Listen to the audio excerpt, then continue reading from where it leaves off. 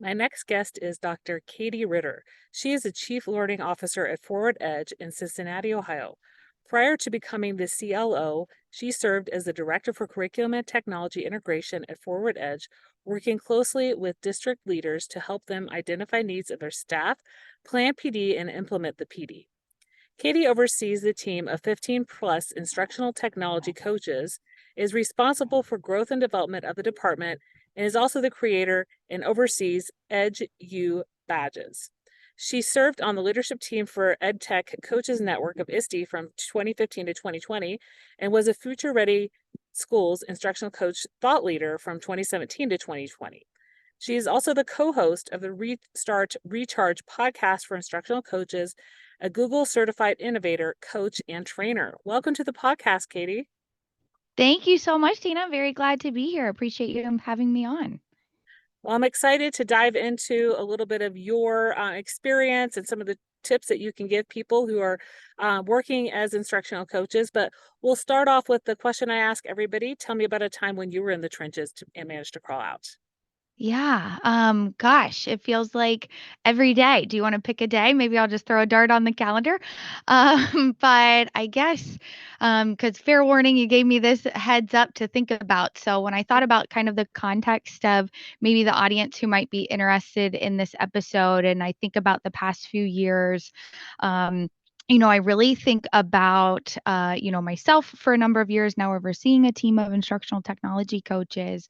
I think about what are kind of the unique challenges that we have continued to face over and over, and kind of a two-part where I have found myself, I work with a number of district administrators for multiple school districts, and kind of I found myself in the trenches post COVID with all of these administrators kind of being focused on, we're past COVID now, we need to put the technology away, we've got to close these gaps, and we've got to get back to like the basics of instruction, and kind of this idea that we needed to put tech on the shelf and get back to the old things, paired with just the constant. I've been, in this for over a decade now, and it feels like we're constantly, coaches are clarifying their role.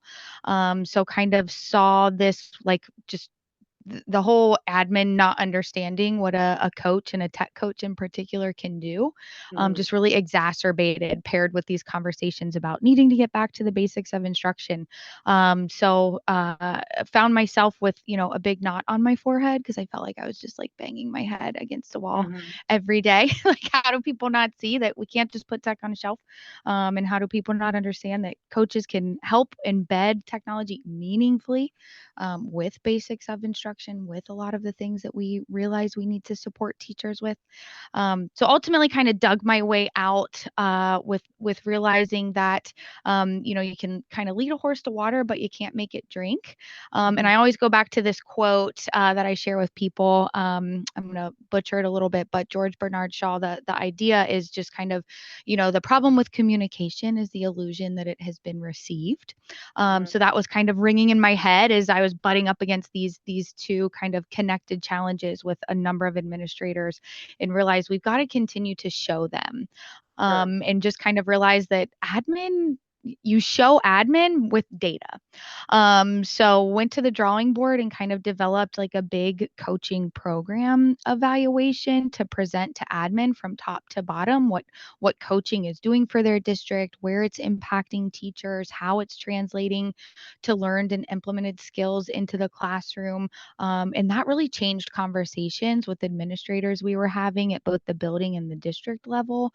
And so kind of the takeaway that I hope, some listeners might get from this, from whatever your role is that data can be really powerful, when you're collecting it and when you're sharing it. And we had previously used a big chunk of where we collected the data is kind of like, it's there if your admin want to see it.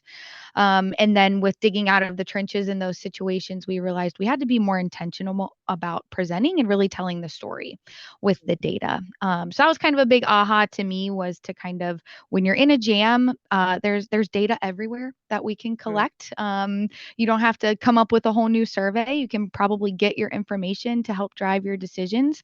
But to be intentional about telling that story story and how you're telling that story to admin, so that we can really kind of affect change. And you can help clarify what you do if you're a coach or in kind of a unique Mhm. role.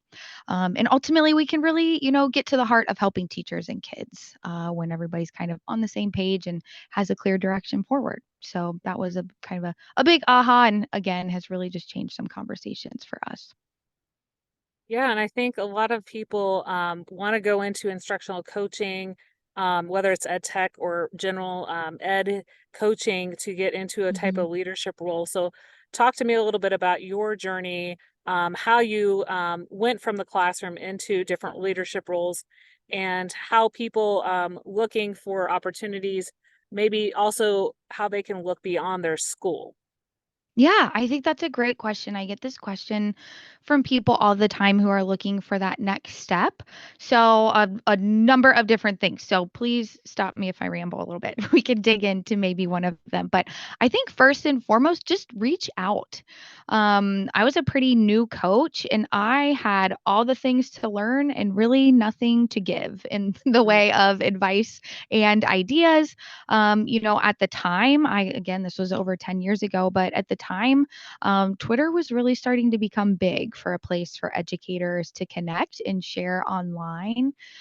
So find spaces where educators are sharing and spending time. There's tons of free options out there. And I just plugged myself into the conversations. I got involved in Twitter chats. I started participating. I would, if I did have an idea, I would share it. I would ask for feedback. I would ask questions.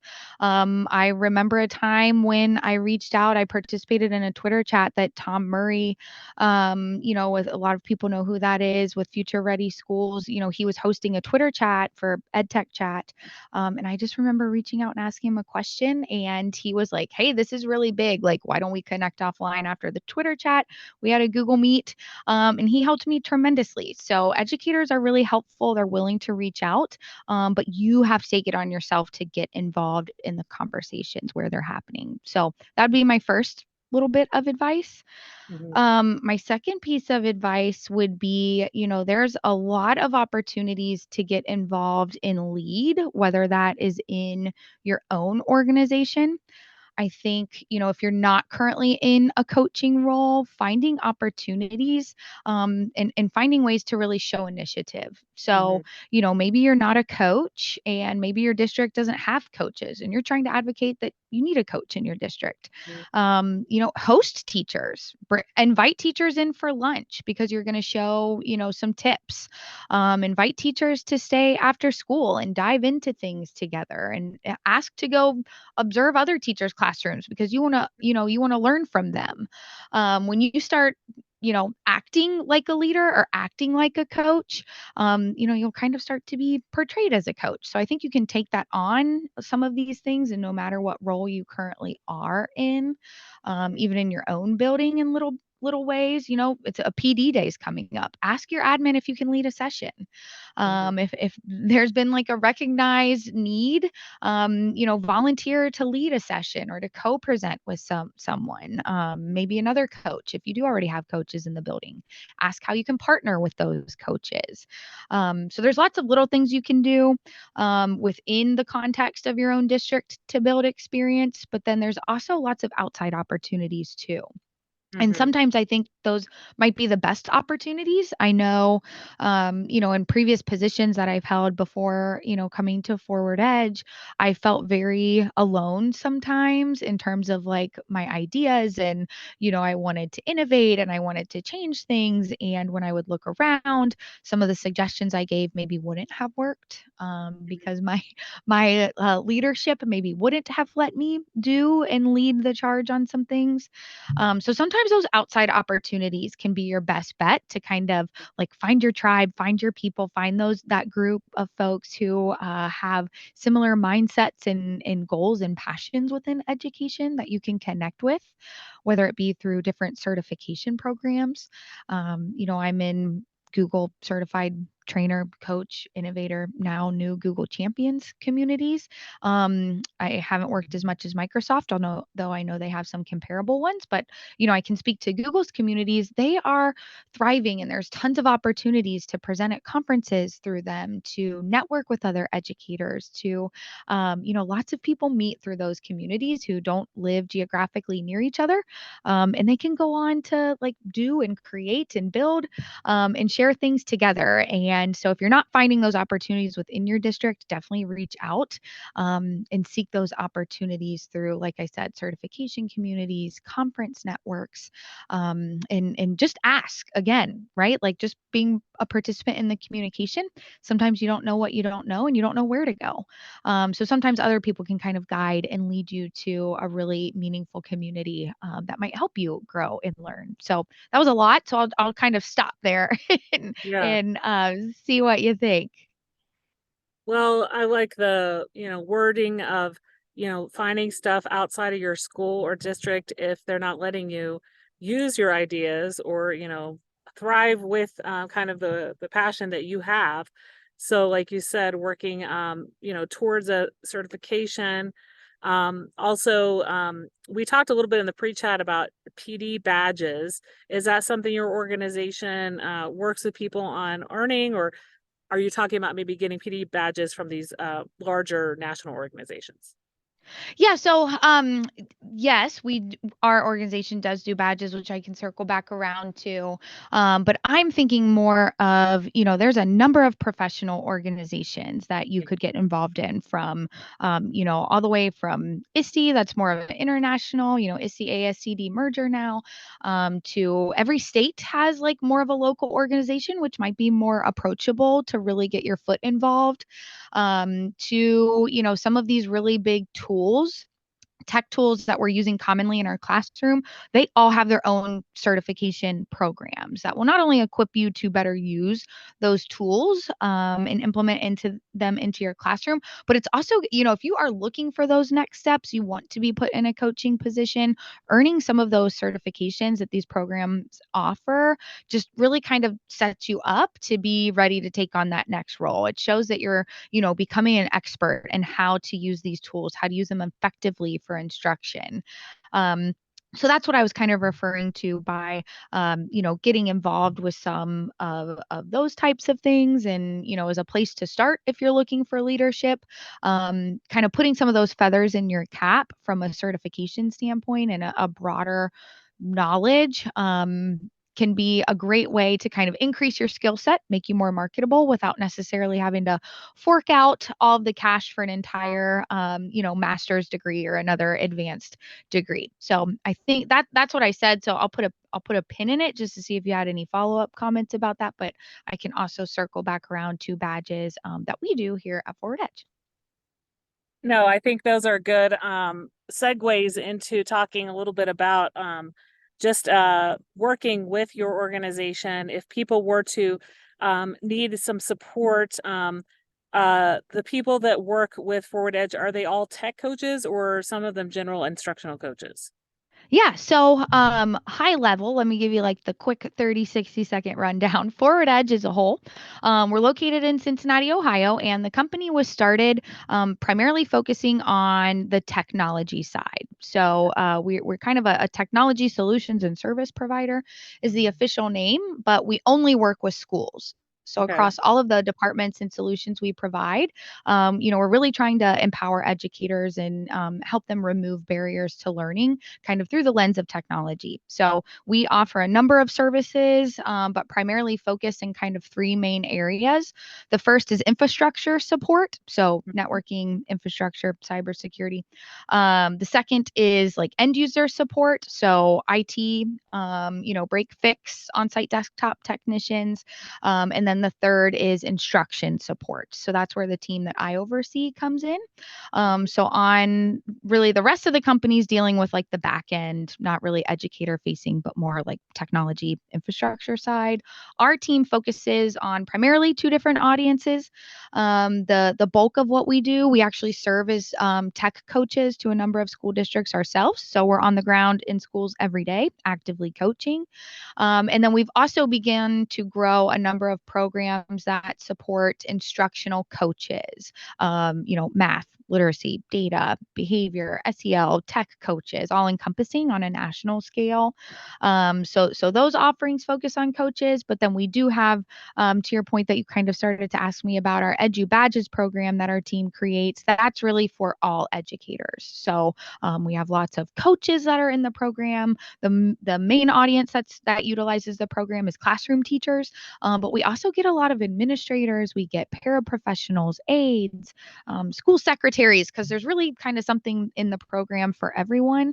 And Edu Badges is just an online, it's micro credentialing, or just online, anytime, anywhere professional learning opportunity for educators, primarily focused on closing that digital use divide is what the content would help provide. Okay, that gives me a good kind of explanation for those who are interested in working with Forward Edge. Talk to me a little bit about some of your writing and content that you put out. You've written Talk Tech with Me blog. Is that still ongoing? And what are some of the articles that you have written? What are some of the topics? Yeah. So, gosh, Talk Tech, my blog, talktechwithme.com, started off over a decade ago when I was a new coach, and I needed a place to just kind of capture my ideas. So it has morphed over the years.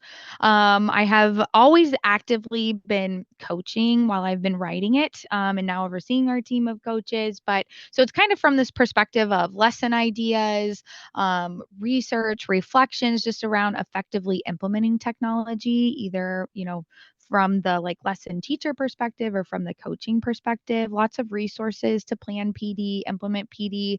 And over the past few years, when I wrapped up my doctorate in 2021 in leadership and learning in organizations, but my research in particular focused on instructional coaching and supporting the growth and development of instructional coaches. So for the past handful of years, I find myself not having time to actively write as much as anymore. So you won't find new blog posts quite as much. I hope to get back to it. It's kind of this like constant pending to do. So if anyone has advice on how they force themselves to carve out time, please throw me your ideas. I'd love to get back, but for now, there is lots of content that, while I may not have published it within the past couple of weeks, very relevant for instructional coaches, from ideas on, from your first question, how might you get a coaching role, to helping you prepare for interviews for coaching, to working with admin and how might you approach your admin to help clarify your role, Mhm. resources for administrators on how can they best utilize their coach in their building to like maximize effectiveness of the coach, how can administrators support effective and meaningful implementation of technology without really knowing any tech tools themselves necessarily. So lots of Mhm. very relevant content still, and I know I will get back to it one day, just have to carve out the time. Yeah.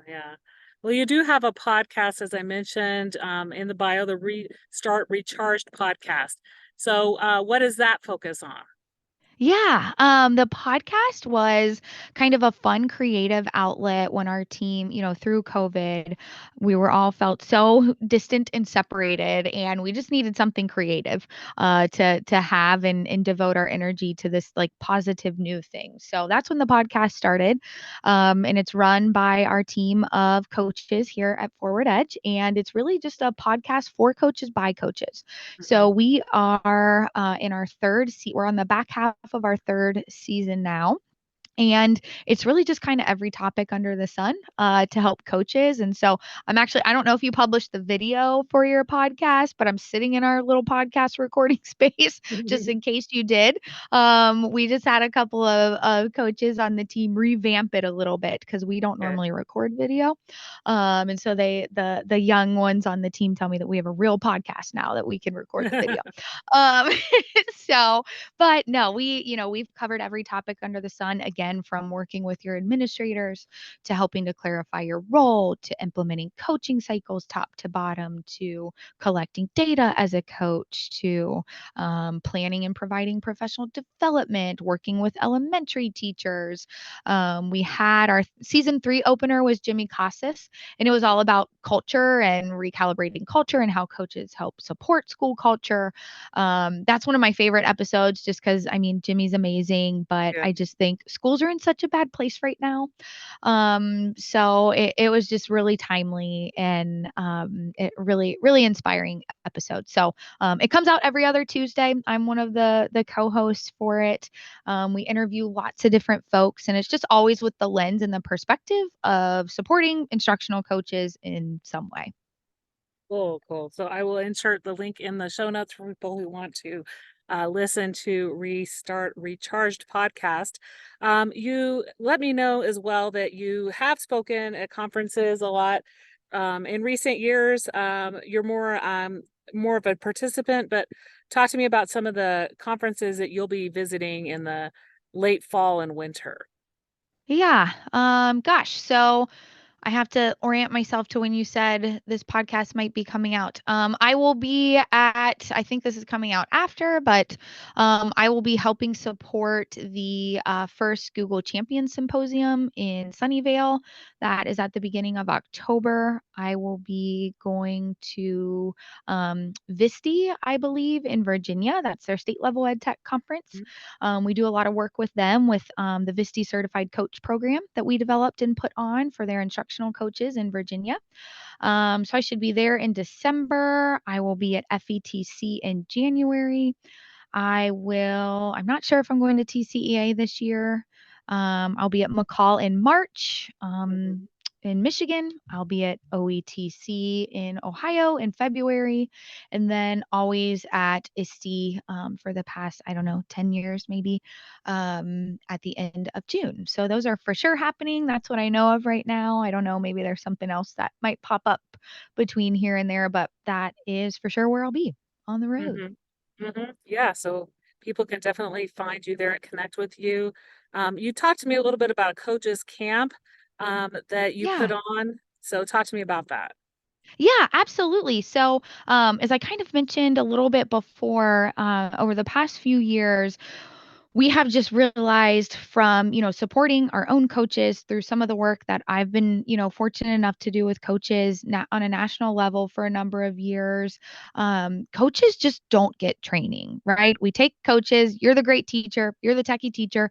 Now you're going to coach teachers, ready, Mhm. go. Yeah. And we aren't providing them with training and support to be able to do this very unique role that requires a number of very different skill sets for to be able to be an effective coach of adults versus a great teacher for kids. So through kind of our own training that we had developed for our own team over the years, we eventually said, you know what, this would be really beneficial to other coaches. So we opened it up. And we have just gotten a really great response. So we call it Coaches Camp, and we host it a number of different ways. It's typically held at least twice every summer.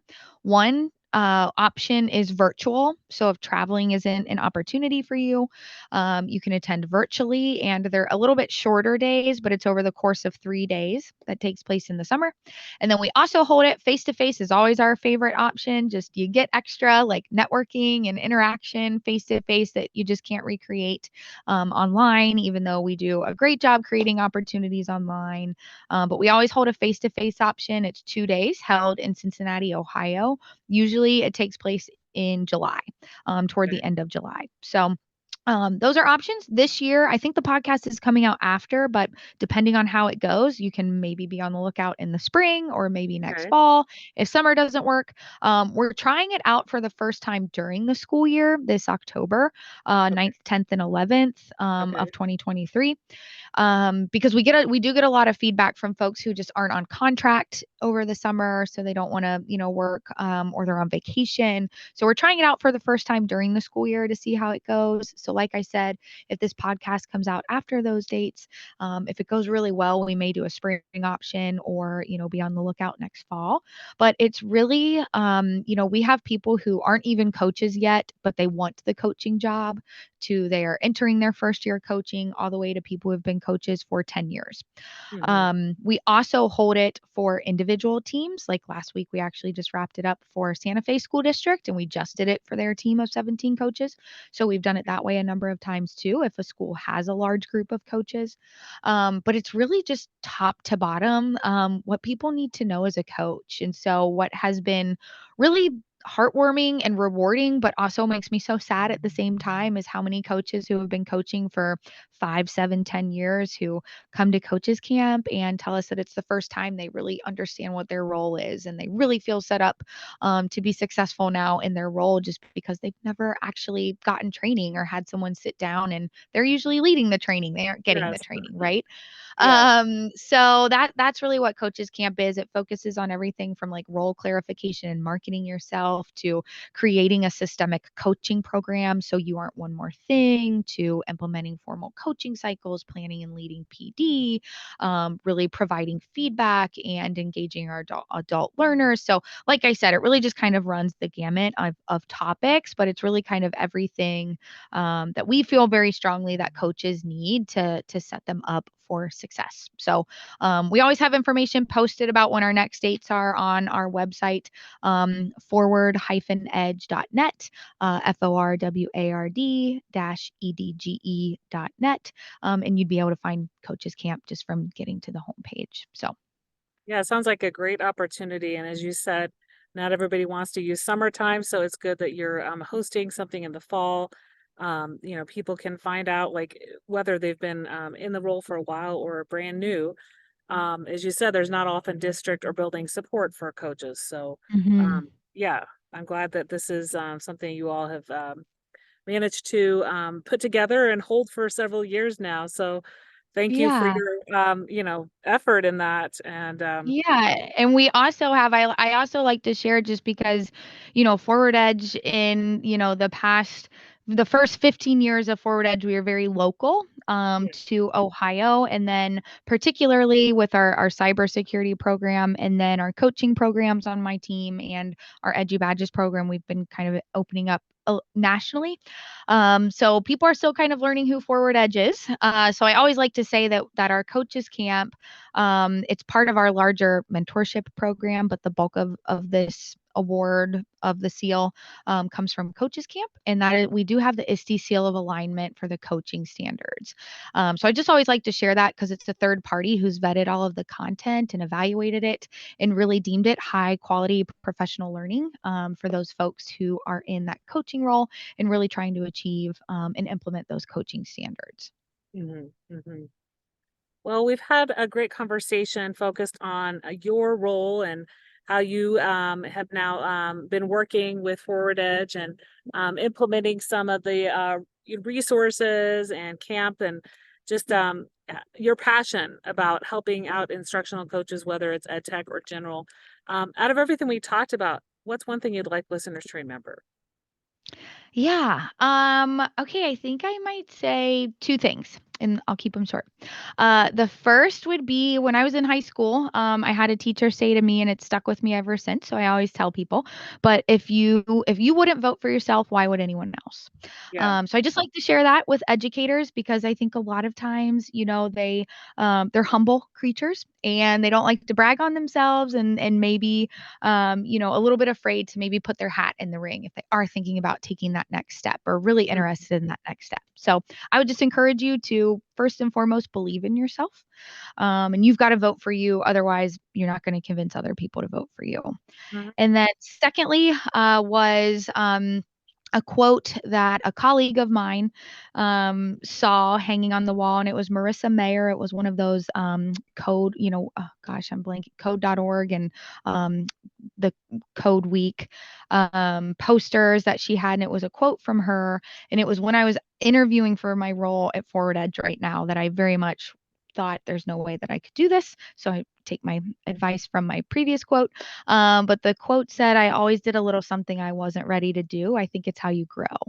Right. So I live by that quote, and I think if you're not a little bit afraid to do the next thing that you're going to do or implement your next big idea, whether it's in the classroom, it's taking that next step in education, if it doesn't scare you just a little bit, then you're not pushing yourself hard enough. So those are the two big things I like to leave people with, and just kind of those ideas, and hopefully somebody can kind of take away and believe in themselves a little bit more. Well, that's great to remember, because people need to step outside their comfort zones sometimes and, grow, right? You can't Yeah. always stay stagnant in education. Well, where can people connect with you and find you online? Yeah, I would say best place to connect is probably Twitter for me still. My Twitter handle is at Katie, Katie underscore M as in Marie underscore Ritter, Ritter. So that's definitely the best place. You can also, all my social media is on you can get to it from my blog, talktechwithme.com. So if you go there or you go to Twitter, you'll be able to find a link to all my social media and other places that you can connect with me. Great. Well, it was a pleasure having you on the Out of the Trenches podcast today and learning more about what you do and helping out coaches. Thank you so much. Yeah, thank you so much.